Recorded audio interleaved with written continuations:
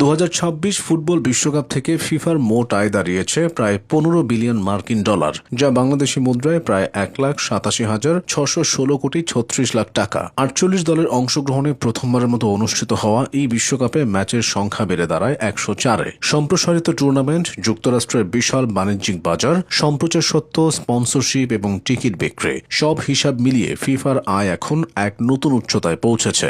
এবারের বিশ্বকাপের ফাইনালের টিকিটের গড় মূল্য ছিল 12,751 মার্কিন ডলার। উচ্চ মূল্য সত্ত্বেও টুর্নামেন্টের প্রায় 99% টিকিট বিক্রি হয়ে যায়। বিশ্বের 211টি দেশ ও অঞ্চল থেকে 50 কোটির বেশি টিকিট আবেদন জমা পড়ে, যা বিশ্বকাপের প্রতি বৈশ্বিক আগ্রহেরই প্রমাণ। টেলিভিশন দর্শক সংখ্যাতেও নতুন রেকর্ড গড়েছে এবারের আসর। যুক্তরাষ্ট্রের ম্যাচগুলোর মধ্যে যুক্তরাষ্ট্র ও বসনিয়া হার্জেগোভিনার লড়াই দেশটির টেলিভিশন ইতিহাসে সবচেয়ে বেশি দর্শক দেখেছে। ম্যাচটি প্রায় 2,40 লাখ দর্শক সরাসরি উপভোগ করেন। তবে আর্থিক সাফল্যের পাশাপাশি নানা বিতর্ক ছিল এবারের বিশ্বকাপকে ঘিরে। টিকিটের উচ্চ মূল্য, ভ্রমণ ও আবাসন ব্যয় এবং আয়োজক দেশ যুক্তরাষ্ট্রের ভিসা নীতি নিয়ে সমালোচনা হয়।